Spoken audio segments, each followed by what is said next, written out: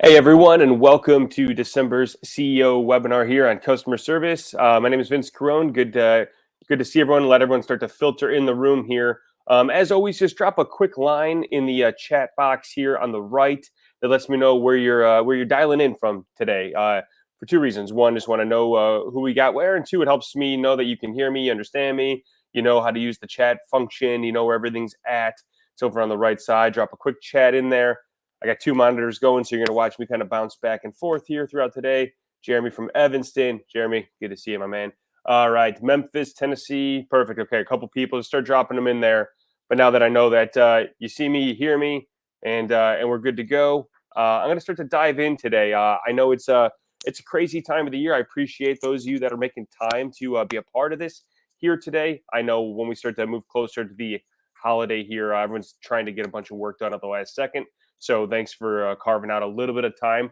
I'm going to do my best to make this concise but impactful for you in here today. So I know quite a few of you, but those of you that don't know me, my name is Vince Carone. I'm the director of content development here at Cultivate Advisors. So if you've logged into our resource center and you've watched any of the LMS videos and training videos and the content there, that's my doing. With you, if you like it, that's me. And if you don't like it, sorry to hear that, but I did that to you.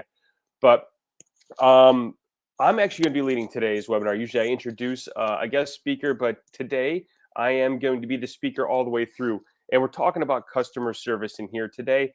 And the reason I'm going to lead this here is I have a background in a variety of areas within this field. So I led a customer service team for years and years and years at a call center. And I've also been a part of a retention team where I dealt directly with clients who wanted to cancel all day long. And I did that for about 6 to 7 years of my career, where I heard, I pick up the phone and it was always an unhappy customer at that time that I had to work with. So I have a lot of experience, both in terms of directly being involved and leading teams that have done this. And so I felt I had a couple pieces of knowledge to bring to you today. So keep filtering in, talk in the chat room here. I'm going to try to stay engaged in the chat as much as possible, but let's start to dive in here. So I want to talk about poor experiences when it comes to customer service. And the reason I want to start here is I feel like good experiences are expected, but poor experiences are the ones that are remembered. Okay, we go into a place and we just expect to be treated well. We expect certain things when we're a customer, but these poor experiences are the ones that are remembered. All you have to do is look at Yelp or another review site, and you can see they're chocked full of poor customer service experiences. And so I'm going to share one of mine with you when I was a customer, and then we'll start to dive in here. So back in 2007, I don't want to give away the name of the company because I don't want to embarrass anybody, but let's just say they should change their name to Worst Buy. I went in to claim my warranty on a product, and when I tried to claim the warranty, they no longer had the version of my product available. They had the next year's version out at that time, and they wanted to charge me for the difference in price between the newer version of the model versus the one that I had. And maybe that's fair, maybe that's not fair, but I'll never know because they didn't want to hear me out and they didn't want to explain to me why it was that way. They went right into, you have to pay this. And I said, whoa, I don't think I should have to pay it. I have a warranty. And their tonality and their phrasing and their customer service efforts started escalating, as did my emotions. And they ended up calling the police to escort me out of the store in handcuffs. Okay. That was how my experience ended with them in the store. So then when I went home, I started spending hours on the phone calling different people in their corporate office, moving my way up the ladder. And I eventually got somebody on the phone who obviously wanted to pay to get rid of me. Okay, so what they did is they ended up refunding the $85 that I originally paid for that product and let me keep the product. They cut me a check for the 85. I think it was an iPod Shuffle back in 2007. They cut me the $85 check, mailed it to my house overnight to keep me quiet, to shut me up and get me off their back, and they let me keep the product. So I did what anybody would do. I cashed that check for $85. I took my iPod Shuffle and went to another Best Buy location, told them I wanted to use the warranty. They told me they'd have to charge me $10 more for the newer model. And I said, okay, no problem. Paid the $10. I came out 75 ahead and I got the new iPod Shuffle. And why did we have to go through all this? Why did I have to Why did I have to spend hours on the phone? Why did I have to leave a store in handcuffs? Why did I have to go through the rigmarole of getting an $85 check out to me? It's because somebody didn't want to provide strong customer service. I just needed somebody to explain it to me and help me understand. Would I have loved the situation? Would I have accepted that situation? I'm not sure. I might have been an irate customer. I might have been an okay customer by the time that somebody explained it to me. But the point is, they didn't slow down. They didn't employ great customer service skills with me, and it escalated very, very fast into what I feel would be an unfair situation. And I no longer choose to shop there because of how that situation happened. So that's my story. Who here has a story like this? Drop it in the chat. If you have a story somewhat of this nature, maybe you didn't leave a store in handcuffs. Maybe I went from 0 to 60 way too fast. But who has a story like that? I'm not going to ask you to share the story, but who can recall a terrible customer service experience in their life? Drop yes in the chat. Okay, so Will has for sure. Yeah, lots of thumbs up coming in there. Everybody, I bet everybody can think, if not more than one. You probably have at least 3 to 5 your go-to stories that you share when people start telling war stories like this. Now, drop in the chat. Have you ever provided service like that to somebody? Put yes. Have you ever provided terrible customer service to somebody? Put in the chat. Put yes. Colin, you're honest. I didn't think I was going to get anybody to say yes here. I appreciate that. I respect that. I have too. We've all done it. Okay, maybe we don't want to admit it. Maybe we don't even know if we've done it. Okay, probably from their point of view, Robin, I think that's a fair comment, right? We probably have all done something of this nature to not give somebody a great experience. Okay, whether it was working for somebody else's company, whether it's our own company, we've probably had a situation where we delivered poor service. So that's why we're talking about this today. Is this the big sexy topic like how to make $1 million tomorrow? No, it's not. Okay, but this leads to return customers, and that's why there's an important focus here. We've all been on the side of receiving poor customer service and providing it. So this is why we're coming together to talk about this today. So I'm going to launch a quick poll here. Let me hit it here. Who at your organization provides customer service?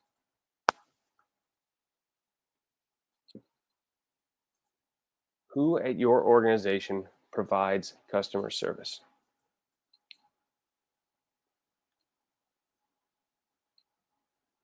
Yeah, we're at 100% here. Everyone. Yeah, this is not a hard question. Okay, if you answered everyone, you are correct. Okay, that is what we have to remember. Every single person in your organization provides customer service. All right, so let's talk about that. Let's align on two pieces here. There's customer support and there's customer service. Let's break down these two common terms. I like to break it down this way. Customer support is used to describe providing assistance with your product or service. For example, helping a customer with issues such as, how do I turn this device on? Or I need help troubleshooting this program. That's customer support. This support functionality exists and can be broken down into a process on how to assist with specific items. And typically, we have a customer support team. There's a team dedicated to helping people with assistance in their product or service. Customer service, on the other hand, is about providing value to the customer throughout their experience.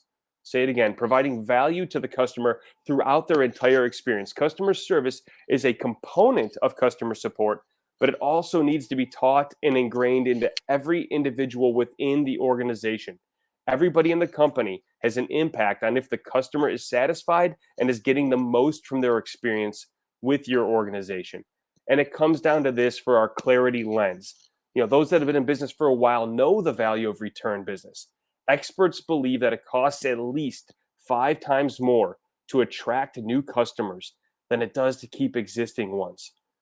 Okay, what would be the financial implications to your business if you improved your retention rate by a certain amount? If you think about the cost of advertising and salespeople, you can see why winning a new customer is so much more expensive. Your customers are like everyone else. They want to feel appreciated. If they feel that you've forgotten about them as soon as a transaction's complete, they may take their business elsewhere. If they feel that you don't care about them while they're in your presence, They may take their business elsewhere. But on the flip side, if you show a genuine interest in keeping in touch with your customer, meeting their needs and being there for them, they will keep coming back. We all like to do business with companies we know and trust. You should strive to be that kind of company. And so I'm going to break down some common terminology we've used and try and reshape how we approach customers here. So when you walk out of here today, you can have a couple different pieces in your tool belt to help develop this skill. So first, if there is a phrase we can remove from our vocabulary, it is the phrase dealing with customers. Okay, we don't deal with customers. And this is a common terminology. Oh, I'm dealing with customers. They deal with the customers. Using the words dealing with makes the experience seem both manipulative and disingenuous. We don't deal with customers, we help customers. That's a mindset. When a customer reaches out and they're upset or they're angry, the objective is to find a way to de escalate the situation and begin helping the customer. Now, we can't control how the situation with the customer is presented to us. All we can end up controlling is how we handle it from that point forward.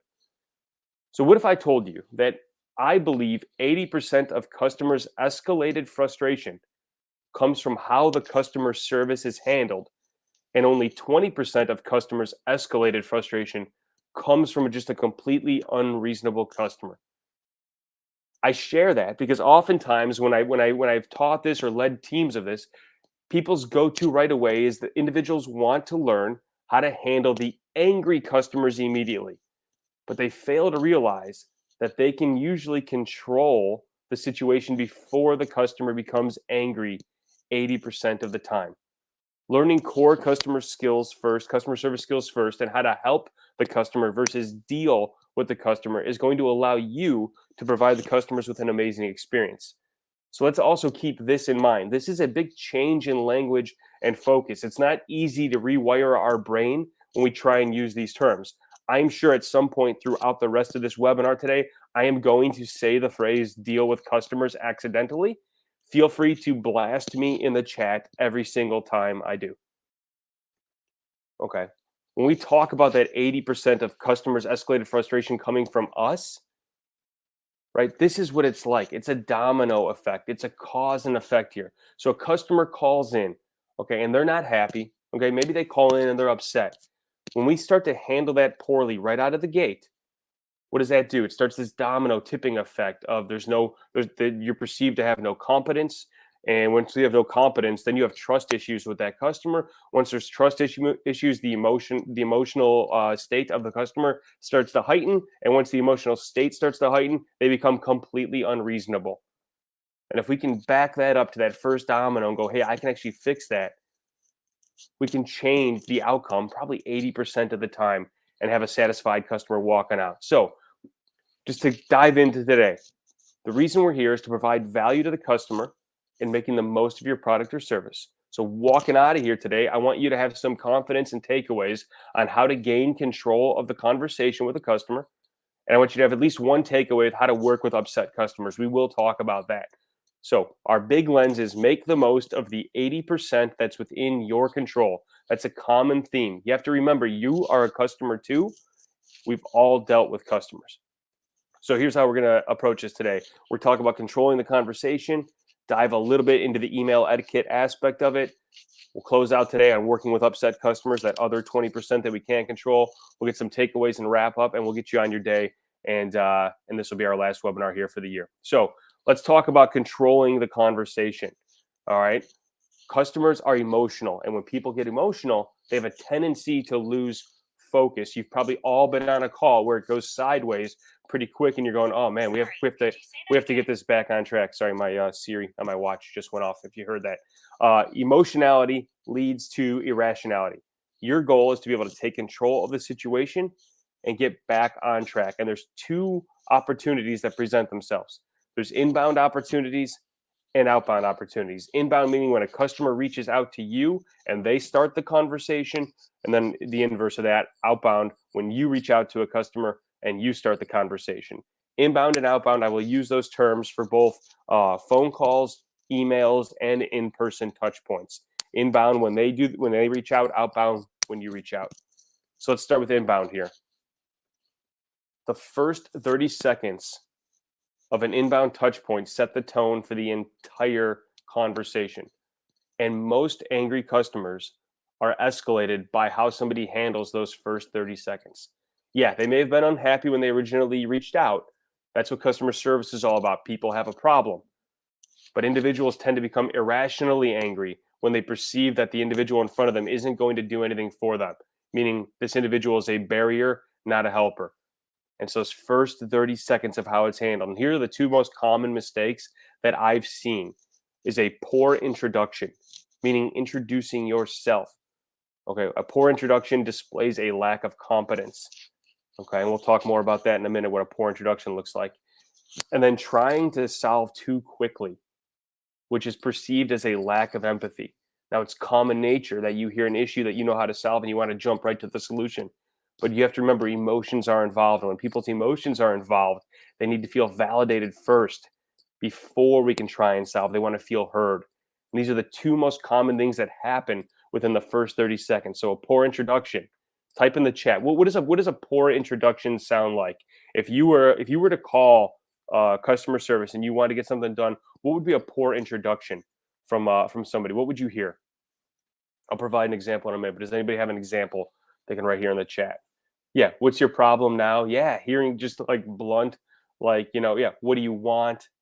Yeah. What do you want? What's your problem now? Any others that stick out? They don't listen. How about this one? How about when somebody answers the phone and they don't provide their name to you? Hi, thanks for calling XYZ. And they just sit there on hold for a long time. My name is John Keane. Funny. Well, how about that though? When somebody answers the phone and they just give you the name of the company and then sit there. No, they don't give you their name, or they don't give you another phrase of like, how can I help you today, or what can I do for you? It's just hi. This is so and so. Hi. Thanks for calling XYZ, and they just sit there. Lack of competency immediately. You don't believe that person's going to be able to help you. Then you go, okay, here's what happened. Oh, okay. Well, here's what you have to do, and they tell you what to go do.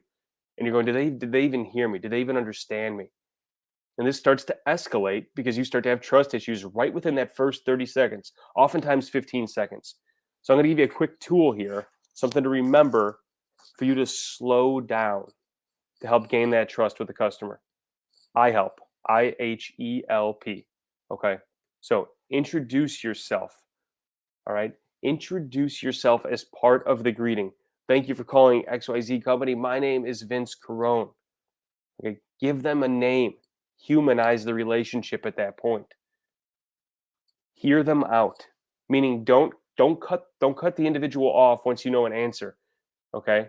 Give them your full attention. If you're in person with somebody, don't be sitting there with your mouth half open trying to interject, waiting for the first pause when you can jump in to tell them.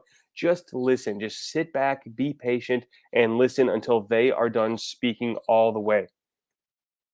Empathize with them. Validate what you're hearing through empathy. It shows you're human. Don't just say sorry to hear that. Sorry that happened. That's sympathy. Okay. Sympathy is sorry. I'm sorry for. Okay. Find a way to relate. Use empathy statements such as that's happened to me before too. I'd be frustrated if I was in your position right now. Remember, sympathy is I'm sorry for you. Empathy is I feel with you. Empathy helps you connect. If you don't empathize and validate, the individual doesn't feel that you know what their pain point is. And so the cycle of emotion never ends. Empathy is one of our greatest interpersonal skills because it allows us to have better communication with people around us and increases our understanding of others. Have an empathy statement ready. From there, have a leading statement. And what do I mean by leading statement? Okay, a leading statement states your intention. Okay, one of the best phrases that we were ever able to train when we were working in a call center was the phrase happy to help. Okay, so I'm going to introduce myself. I'm going to listen to everything you say. I'm going to empathize to align with you. And then I would say, I'd be happy to help you. Okay, happy to help. 3 simple words build trust. When you start with a reassuring phrasing and a positive attitude, You significantly reduce escalated customers and you increase the customer satisfaction level immediately. It was such an important and impactful uh, component to implement because it's very easy to implement. It's just adding 3 words to whatever you're doing right now. Some different examples of leading statements are I'll get it fixed. I'll work on solving that for you. I'd love to look that up for you and help you. Okay, there's different ways to go about it, but just this 3 simple words: happy to help. I'd be happy to help. All of a sudden, now we're working together. Now I feel I've got somebody on my side. They're not just going right into the solution, they're telling me they're happy to help. From there, now you can start to connect your leading statement towards the proposed solution. So remember, this I help method can be applied in person, it can be applied over the phone, or even in email or chat. Hear them out. It will introduce yourself, hear them out, empathize and connect with them, give a leading statement, and then propose your solution. Now let's flip it. That's how you take control on an inbound situation. Okay, you have to hear them out and then you're allowed to move forward. Outbound, we want to be able to keep control when we reach out. All right, it's important that we stay in control of the conversation. Have you ever called someone? Okay, whether it's a sales call, whether it's a follow up for any reason, and right when you call, the control went completely over to them, and all of a sudden you're finding yourself not able to accomplish what you started out the call for. It's so important to grab control when you are the one reaching out. All right, that's how we keep emotion in check. People want to be led, especially in a customer service situation. They want to be led by somebody that's going to help them. All right, so those of you that worked with us for a while are going to know the method I'm going to show here, but I'm going to bring it about in a customer service way. So POAD. Okay, what does this stand for? Purpose, outcomes, agenda, decision. Okay, purpose. This is the why. Okay, this is the why I'm reaching out, why I'm calling, why I'm talking to you right now. All right, outcomes. What am I looking to achieve at the end of this touch point, at the end of this conversation? Agenda. Here's how I plan to achieve reaching these outcomes. Here's what I'm going to do. And then decision. What do we need to decide at the end of this touch point? Okay, if you can wrap your head around phrasing your outbound touch points like this, it keeps control with you because you have a very organized structure of how you are going to help them. So let me show you how this works in action. Okay. Hi, I'm Vince with XYZ. I'm reaching out to understand more about your experience. At the end of our conversation today, I'd like you to feel satisfied with this product. I'll ask you a few questions to gain a better understanding and then let you ask me anything you'd like as well. From there, we can decide if we need to schedule a further conversation. Does that sound good? All of a sudden, 66 words and we are in control. Your version of this might be even shorter than what this is, but if you need a live example, this can be it. Hi, my name is Vince with XYZ. There's an introduction. I'm reaching out to understand more about your experience. That's the purpose. That's why I'm reaching out.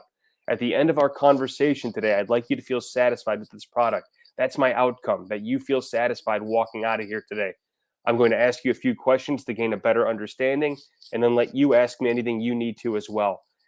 That's the agenda. And it establishes that I'm going to talk first and then give you your opportunity to talk in a controlled manner. From there, we can decide if we need to schedule a further conversation. That's the decision we need to make at the end of the call. That's what everything is working in pursuit of. 66 words to start out your interaction, and you are in control. And if this can go faster for you, you do it. It takes longer to train this concept than it does to employ when you're in a situation. But this is how you stay in control in an outbound touch point. I'll make sure you have this slide deck as well after this. So if you need to copy the phrasing down. So let's talk about email etiquette here just a little bit. Email etiquette when it comes to customer service. All right. And some of this can probably be applied even without customer service at the forefront here. Jeremy, yeah, gifts are best practice for sure. The more you can clutter up an email and take longer for it to load, that really makes customers feel satisfied here. So let's just talk about what is the goal of an email. Okay, when we're communicating with customers, it's essential to remember that things are different. So what is an email? An email should be a quick, concise exchange that leads to a decision or action. Okay, not meant to go back and forth, 10 different times, not meant to escalate, and there should be no slang. These are the goals in an email. Okay. We all have different ways of expressing ourselves in person, on the phone, the internet. Email can come across as being extremely abrupt. So even phrases like "thank you" or "have a great day" seem kind of lifeless when they're just placed on a computer screen. All right. So it's essential to avoid being abrupt in a customer service email. You want to pick your words carefully.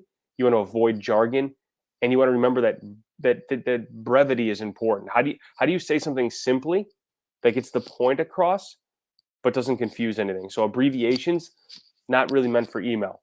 Say something simply, don't use jargon, but get the point across and help the customer, because we want to be able to eliminate ping pong. Okay. And what does that mean? It means there's you and there's the customer, and these emails just bouncing back and forth. And every single time an email has to go back and forth, think of like this meter of a customer's escalation level. And every time an email goes back and forth, just imagine that meter getting filled up to get to that breaking point. This is part of controlling the 80% that we talked about. Okay, how do we reduce the number of emails? See, when we speak out loud, our words have an inflection. They're absorbed by the listener, and then we get to move on. But in an email, it stays there on the page and it can be read in a number of different ways. Okay, who has read an email before and not really known how to interpret it? You read it a certain way and maybe you're very, very frustrated by it. Then you show somebody else and they read it in a completely different tone and they go, "I don't see the big deal here." Does that ever happen? It happens to me all the time. Every time I read an email, I'm probably assuming the worst. And then other individuals read it and they go like, "No, I don't think that was that bad." But the point is, we don't know. It gets interpreted. Cody says, my favorite email exchange was the one where the other person would reply in all caps. After two messages, I came to realize they weren't upset. That's how they typed every email. Yeah, that's my point, right? We interpret things a certain way, and it stays there forever. Emails are documented proof forever. So in person, if you say something, the listener can respond instantly before you move on to your next point. So even if something was unclear, they can seek clarification. In email, it's not possible. So getting things said clearly and unambiguously, and ideally just one time, is insanely important. So, how do you reduce ping pong? The three ways: make sure you've answered all the questions they've asked rather. Make sure you answer all the questions that the individual has asked. Oftentimes, have you ever had this situation where maybe you ask three questions in an email and only one or two of them get answered, and now there's another email that has to go back and forth? Okay, we'll talk about that in a moment as well. But from the customer's end, that's how they sent it in. Make sure you answered every single question, and I would encourage you to bullet point your answers to those questions. Okay, take to the first question, write it there, and bullet point your answer beneath it. Same thing with the second, same thing with the third, and so on, to ensure there's clarity on how every question is answered. Not one big paragraph with all the answers, or worst case, answers being omitted. Second way, anticipate additional questions.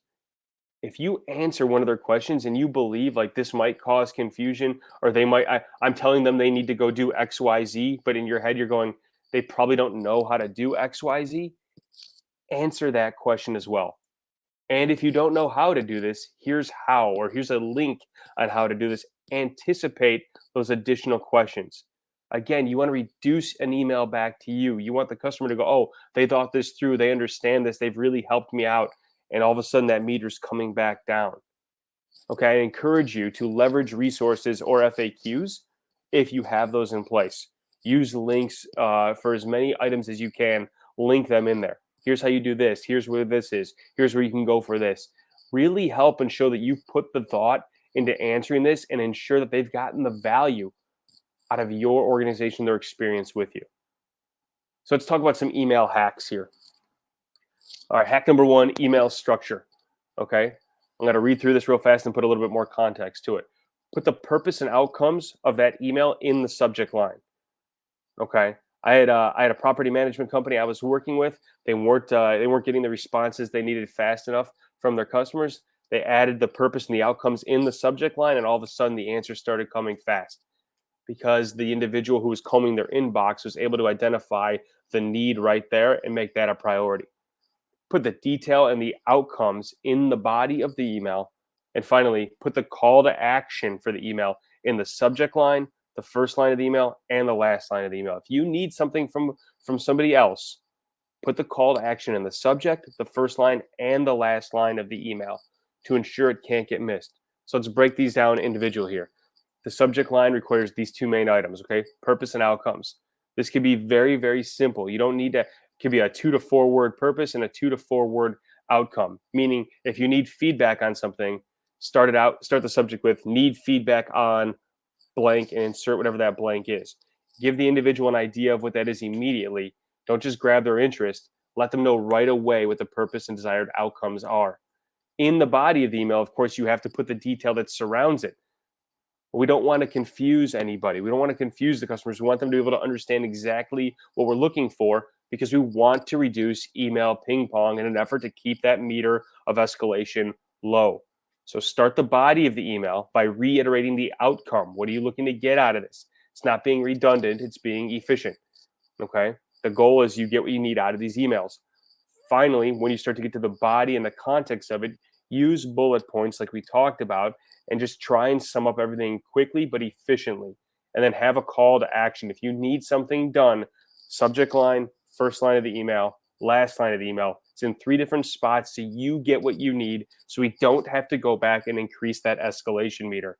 So if we need like a visual on what that could look like, subject line, purpose and outcomes with the call to action. Hello, introduction to the purpose and outcomes, again with a call to action, body of the email with 3 supporting points, appreciation sense with the call to action, and then you're out of there. Structure these specifically. If you create templates for customer service, structure them in this way where they're bullet pointed and well spaced. You can see it's not hard to understand any point of this email. Okay, it's clear and it's concise, and that's what we want so the customer doesn't hit that ping pong ball back to us and we've got to go through something else that we already shared with them, increasing frustration on both ends. Hack number 2, don't mix messages. Okay, meaning if you need 3 different things from a customer, you may want to send out 3 different emails.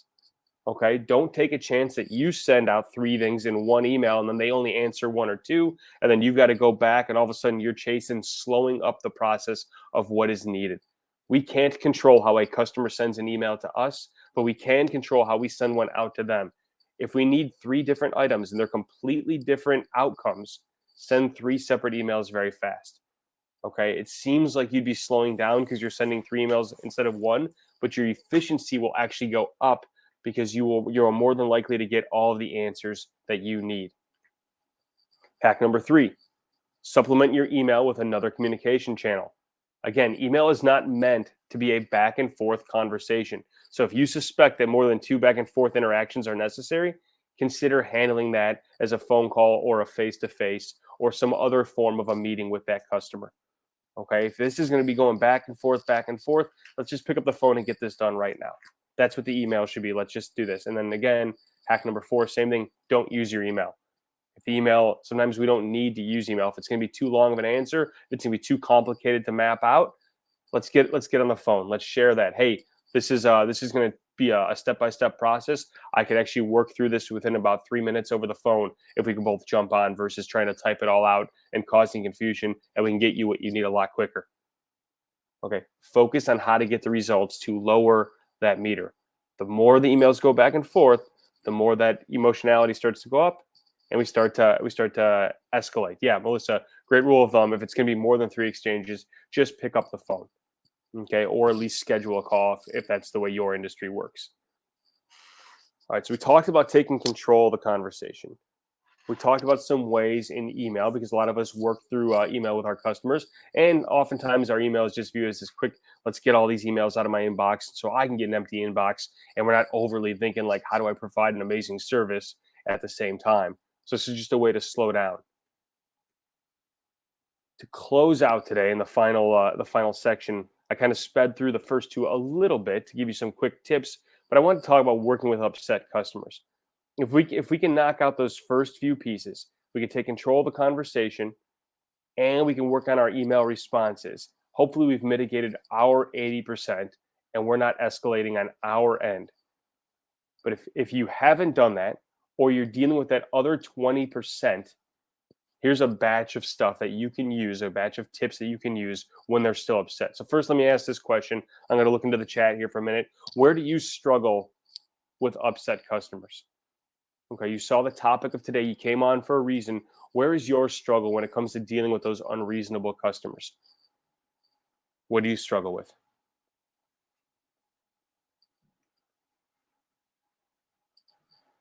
Expectation misalignment. They have an issue, but yeah, they have an issue, but we can't reproduce it. Yep. Yeah, I think this is like such a common one here when they don't understand what I'm saying. Unreasonable supply chain goals, not having all the answers, trying to solve more than one complaint to make them happy. Yeah, getting a client to actually listen. Sometimes I feel like they went beyond making it right to take advantage of a bad situation. Yeah, Colin, that's such an important one too, right? They went beyond making it right, taking advantage of a bad situation. It's kind of what I did with the Best Buy scenario. If you ask my perspective, I feel like I was kind of backed into that corner. I didn't want a check and I didn't want a free product, but it's kind of the corner I got backed into. So sometimes, yeah, does this happen? Yeah, it does. Sometimes it's probably like so many situations have gone wrong to where, as an individual, you probably feel justified in that, I'm not taking advantage. I deserve this based on everything I've gone through. Yeah, anxiety, Carly, I think that's true, right? Like if you're low conflict individual, you're more passive. There's certainly an anxiety that comes with it. Accountability. Jeremy just likes the fence they selected after it's installed. Yeah, right. Unhappy with their own decisions, right? And that can be for a variety of reasons, right? I know if I go pick out something and I think I'm doing the right thing, and then my wife isn't happy with that. I know I've got the conflict at home, and to keep peace at home, what do? I go take it out on some poor unexpected customer service individual, right? So there's probably an area of that where it's coming from. They still haven't surfaced what is driving their feelings. Yeah, so there's a lot that happens in here where we struggle. Okay, and it all comes down to we want to help and we don't feel that we can, and that's causing anxiety. So customers having the expectation that they can escalate every issue. Correct? Yeah, James, it's another one too. So let's talk about a couple different ways that we can combat some of this. So let's get some expectations going with us here right now. Am I going to give you the magic bullet that's going to solve all these problems? No, I'm not going to do that. Am I going to be sharing this groundbreaking theory that you've never heard before and it's just amazing and it's life changing? I don't know. Maybe one of you, I'll get something like that too. The rest of you, I'm just going to lean into a couple of things that I've done over the years and I've led others to do over the years. When I ran the math on all the years I spent in the retention department for the company I was at, I talked to over 20,000 upset customers. Okay, so I ran these practices I'm sharing with you. I ran these and I found these to be the most common ones I was able to lean on to de-escalate. But it starts with mindset. And that's what I want to tell everybody. It starts with the mindset. You have such busy days, no matter no even if customer support and service is all you do every day, you still have such a busy day that it just becomes like another thing that I do, and all of a sudden we can start to get really high invested with our own emotions. So the first rule of working with upset customers is your ego, you have to let it go. There is no room for your ego when it comes to this, and it's going to get you nowhere because we have to remember, what is this all in pursuit of? Repeat business. Even if the customer has made you mad, okay? Think of everything I'm teaching you after this as a trick to get them to calm down. Okay. My mindset going into these conversations has always been, I just met you. You can't possibly be mad at me. You're mad at something, but it's not me. So I can't possibly take it personal. All right. And at the end of the day, if you stay with me as a customer, how do I lose? I can only win there. You can yell at me, you can call me anything you want, you can be unreasonable, you can do all of that. If I can stay calm and I don't take it personal, at the end of this conversation, you're still with me as a customer, how do I lose? I win and they win because they wind up satisfied at the end of it.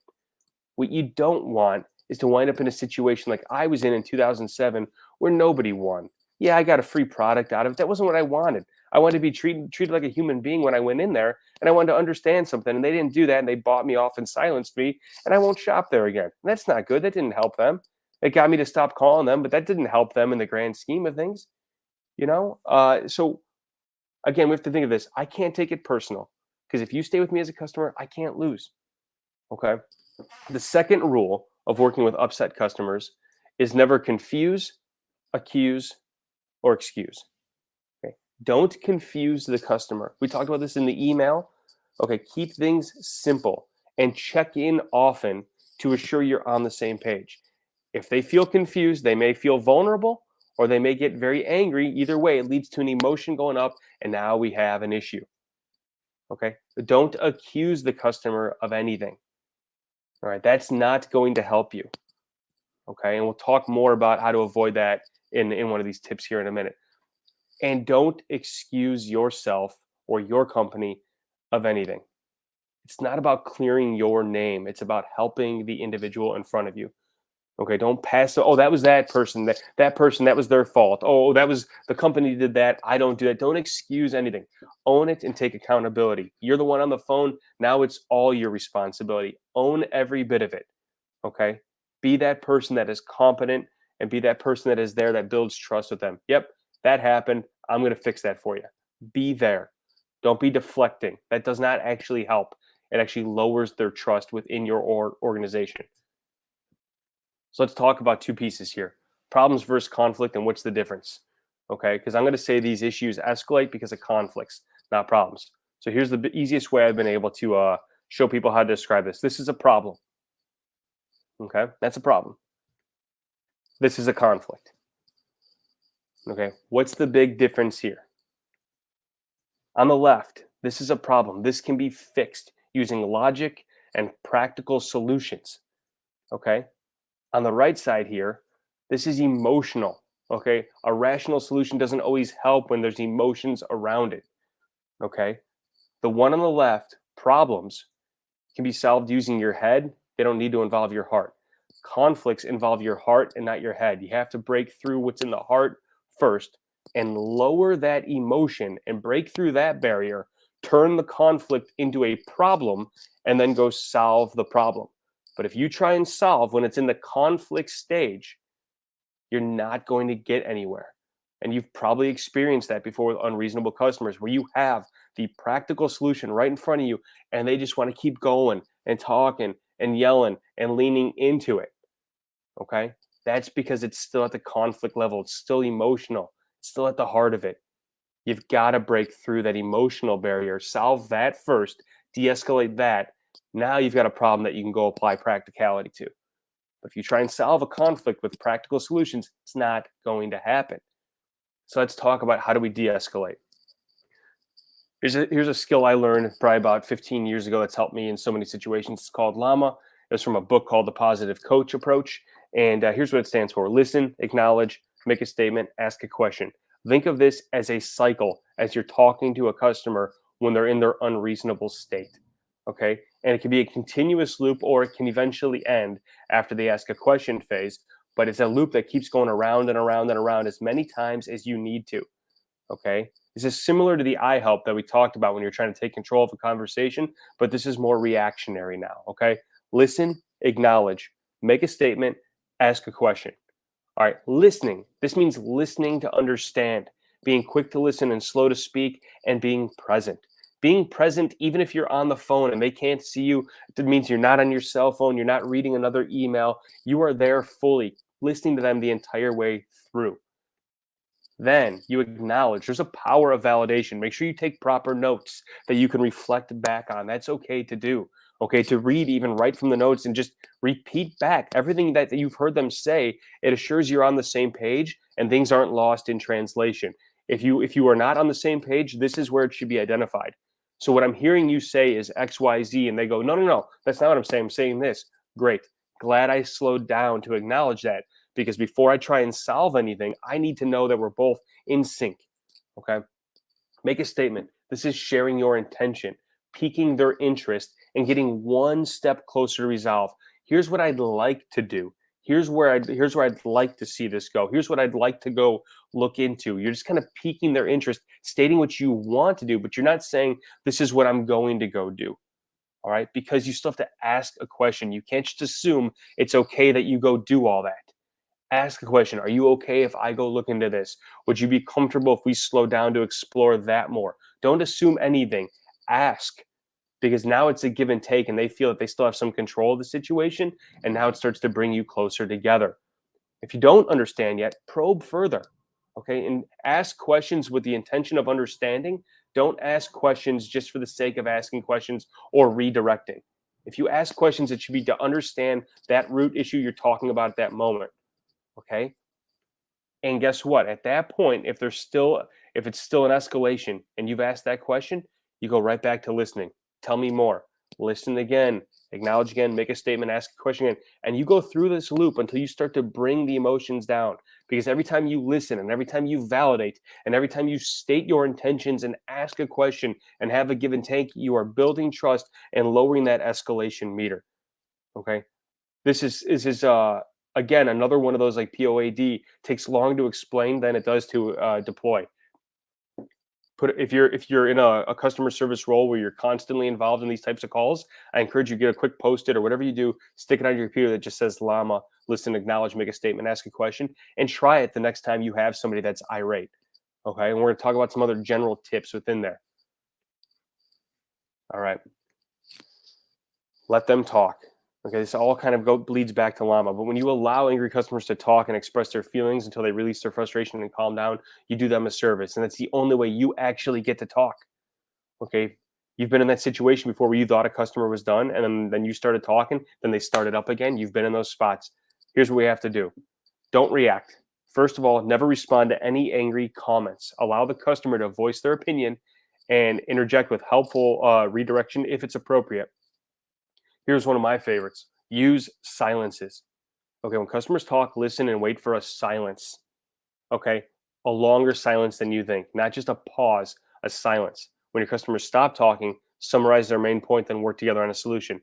And here's one piece: if you deal with somebody who's on broken record, where they just keep going and going and going, just be completely silent. Just stop, almost to the point where the customer has to ask you, "Are you still there?" And your response to them is, "Yep, I'm still here.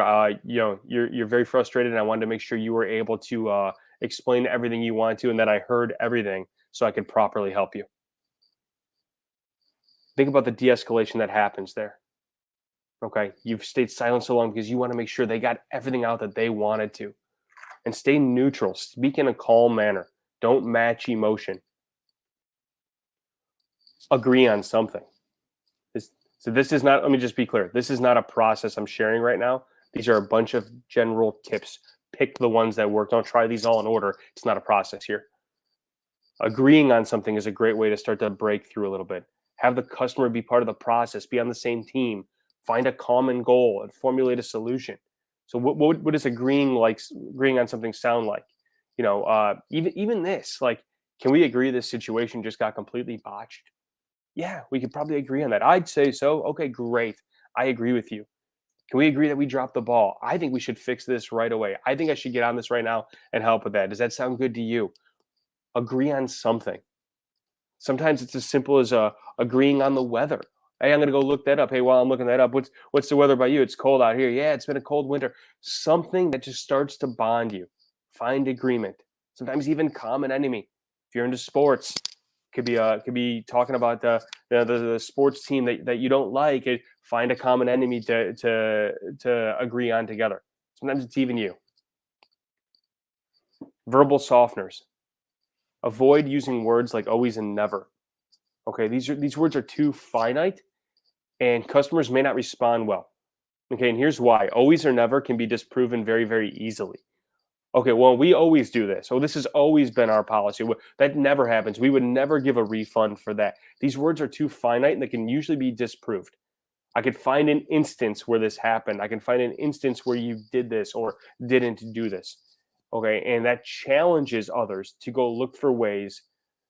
Right, that challenges others to look for ways to challenge you. So instead, use words like likely, typically, perhaps, sometimes, possibly, occasionally. Okay, these words help get your point across, but it doesn't say that that you, customer, you are wrong. Okay, typically what happens is we don't give refunds for these situations because of this. That's typical. Okay, let me look into yours. Typically, what happens, perhaps the first individual you talked to did X, Y, Z. I'm going to go check into that. Okay. Oh no, we always do this. We would never ever do that. Now we're challenging them. Soften your words. Likely, typically, perhaps, sometimes. And then here's three quick options. Okay. When you've got the person on repeat, okay, and they're going around and around and around, and nothing you do is working. Now we have that unreasonable customer. They want to escalate everything. They just want to keep it going. Uh, Sometimes we have to pause and go, what's your ideal solution? Ask them. Before I go any further, like where would you like to see this go? In your head, what is how does this work out best for you? Where do you see this being a solution or a win-win? The reason we ask is not because we can always do it. Okay. It allows them to voice it out loud. And also, it starts to give us an idea of where their head is at. Okay. We need to know if we're even in the ballpark. If this is their ideal solution, can we even come close to this? Okay. Because if not, we still need to start having a different conversation, but it allows them to feel in control. Okay. And you might be able to get to a somewhat of a version of what they're looking for. Say, I can't get it all the way there, but to try and meet you where you want to be, here's what I can work on. Okay. It allows them to feel like they're in control and that they're guiding the ship before you just start throwing out all these random solutions. Okay. Even if you meet them probably 25% of what they're looking for, if they voiced it first and you were able to kind of meet there, they feel like they were pulling the strings. And again, who cares? How do you lose if they wind up satisfied at the end? It's not personal. Make a choice is another option. All right. Those of you that have kids, you do this all the time with them. Okay. What do you want for dessert? This or this. Okay. What do you want to eat? That or that. Okay. We have to we have to give options sometimes. This option versus that option. And often, sometimes, not oftentimes, sometimes with unreasonable customers, uh, making a choice, this option versus that option. One of the options can be do nothing and nothing gets solved. That's okay too. Okay.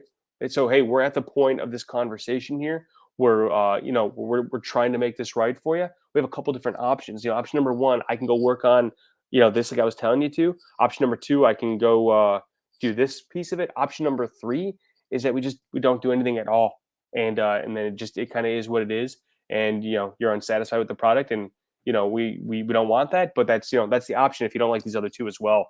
So which of those three, or which of those two? Okay, sometimes it's okay to state that other option is do nothing and nothing changes, and it is what it is. They likely won't take that option. Kind of forces them to the other ones. But when you're willing to call that out, sometimes again, you have to use these in a timely fashion. These are not a process. Don't use them all. Find the ones that make sense for you and the ones you're comfortable with. And then timeout. Okay, this is an easy way to break that broken record of them going on and on and on over and over and over. Is ask to call them back or ask to get back to them. Even if you have nothing to check on and nothing to do, sometimes we get to this point where it's like, you know what, I want to look into this, and it's gonna take me a couple minutes. Let me call you right back. Is this the right number? I will call you back within 10 minutes. Okay, and we do this because now when we call back, we can use POAD to take control of the conversation and flip who has control at this point. And also, when you call them back within the time frame that you said, guess what? You did what you said you were going to do. You start to build trust, and now you look competent at that point. And all of a sudden, that escalation meter starts to come back down. So, using any of these three options can work. Find out what is your ideal way that we go solve this. Can I get anywhere near that? Fine, I'm working towards what you want now. Make a choice. Kind of here's all the options I gave you. We're kind of boxed into these three. Which one do you want? Or you're being just completely unreasonable right now. I can't even get a word in edgewise. I'm going to go look into a few things and I'm going to call you right back.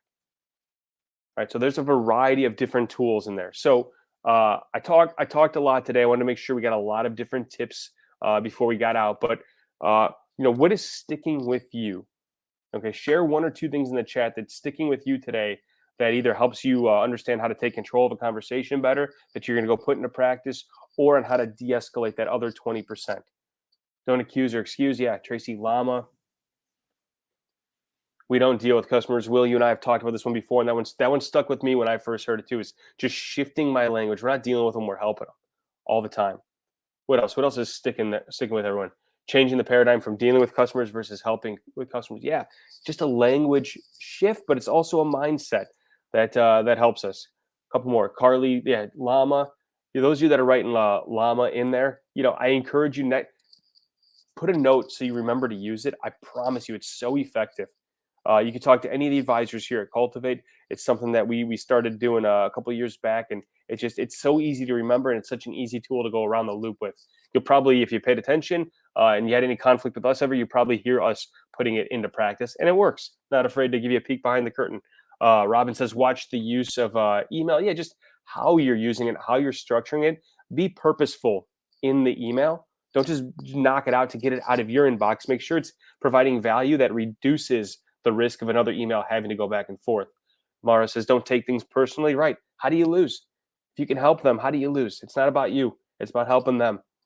Andrew, empathize with them and validate what they said. Yeah, Mike, empathize. Awesome. So some great takeaways in there. Whatever you did take away, I encourage you, don't just leave it as a note on the desk or just a line in the chat box here today. Go put it into practice. You work with customers every single day, every single one of you. Try one tomorrow. Okay, try one today. Try one. In the new year, put it into practice right away. Just see, does this make a slight difference? I promise you, it's going to, with the intentionality around it. Okay, just a quick transfer out here. You can, if you like this topic and you want to talk more about any of these pieces, add it to your roadmap to continue working on it with your advisor. If you want to watch this again, or if you have members of your team that you'd like to be able to see this, that'd be beneficial for them. It is in our CEO webinar page within our community. Go click on courses. It'll be up there within 24 hours, along with all the other webinars that we've done the rest of this year here. What's coming up next year? Next year is a quick shift. I'm not going to overshare here, but next year we're moving into a quarterly catapult. So we're going to be reducing the webinars and bringing in hired speakers, once a quarter to help share some great insights into the business and how to grow business with you.